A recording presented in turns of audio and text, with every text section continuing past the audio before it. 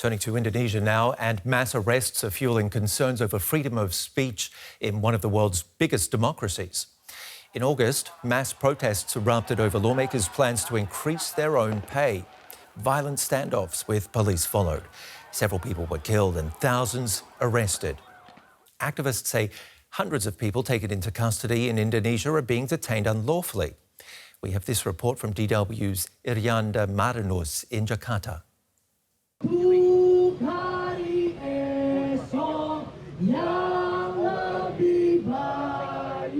A song for the imprisoned protesters. For almost 2 months, these people have been demonstrating in front of the State Palace in Jakarta, calling for the release of friends and family. After a massive police crackdown on nationwide demonstrations last August, an unknown number of people are still behind bars and are still awaiting trial. Among them, 25-year-old Del Pedro Marhan, an activist who's been working for a human rights NGO since 2019. This is me and Pedro when we were little, on his 5th birthday. We know what he is fighting for is always in people's best interests. Before his own arrest, he was already advocating for the release of 600 protesters who were detained before him. Del Pedro Marhan is being held in a jail in Jakarta and stands accused of inciting violence, like many others. The investigation is still underway at 15 provincial police headquarters, as authorities continue gathering evidence before moving the process forward. Pedro's family denies that he was anything other than peaceful and says the protesters are being punished for speaking up. I hope everyone will soon realize this is not just about Pedro and all the activists who have been arrested, but about democracy itself. It's about all of us. It's not known how many protesters exactly are behind bars. Police did not respond to repeated requests by DW and others to release the current number of detainees. Aparat kepolisian itu tidak transparan. Yes, I see that the police are not transparent, not accountable in relation to arrests, detentions, and also the naming of suspects from various parties in civil society, who are then accused of being perpetrators of violence. Other rights groups are also in the case. Amnesty International says it's seeing a broader pattern of repression. With the various cases that we have observed in the past year, there has been a lot of excessive force, arrests of the innocent, torture, and even unfair death in the tragedy of August. We are concerned that Indonesia is no longer a democratic country that guarantees civil freedom. The situation is causing alarm among ordinary citizens as well as respected public figures. They only want Indonesia to be a sovereign country, in which one is free to speak out and express opinions.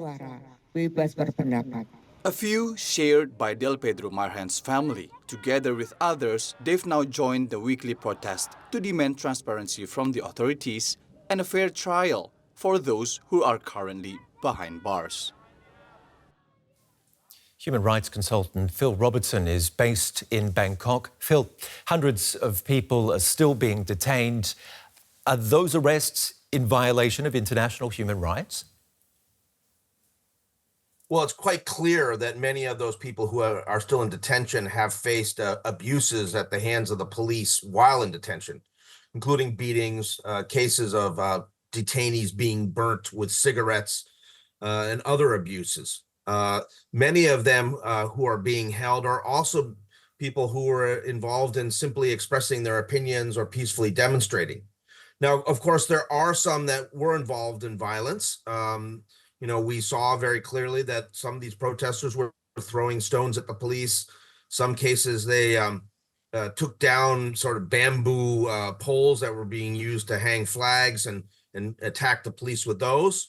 But it doesn't appear that the police have effectively sorted out the violent offenders versus the ones who were simply there protesting and demanding that there be accountability for what had happened by the police, and opposing the police's excessive use of force, which was apparent to all. What would you say all of this says about the state of democracy in Indonesia?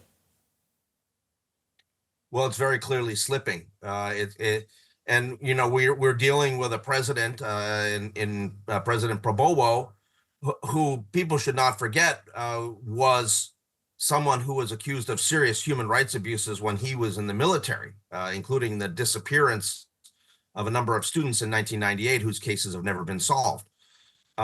I think we're really seeing a backsliding on human rights and democracy in Indonesia. A government that refuses to be held accountable for actions by the police. And now what we see is the police being assigned to consider reforms of the police, but it's the police themselves that are judging themselves, and we're not going to see any justice from that. It's just more buying time and hoping that the temperature on the street slowly declines. So who can hold the government to account? Well, I mean, I think that ultimately we have to look at some of the international community, including some of the donors to Indonesia, some of the partners, the trading partners of Indonesia. It's important for instance, the Office of the High Commissioner for Human Rights and at the UN to get more involved here. And I also think that it's important for the people of Indonesia to be listened to by the government. This is ostensibly a democratic government, even though it does seem to be sliding backwards in a very serious and concerted way. And in the meantime, what's going to happen to those held in custody, those being unfairly treated, as you mentioned as well, and those who weren't involved in any violence in those protests? Well, there's just over 950 people have been named as suspects, including almost 300 children. So there's a very serious component of these detained protesters who are children. We're expecting that the trials will really start towards the end of November or early December. It's very likely that once those trials do start, that we'll see renewed protests, including the trials of people like Del Prado, who was mentioned in your report, who very clearly is someone who was not involved in violence, but was simply one of the organizers and the strategists of the protests to demand accountability from the National Assembly and from the executive in Indonesia. Human rights consultant Phil Robertson, thank you very much for joining us today. Thank you.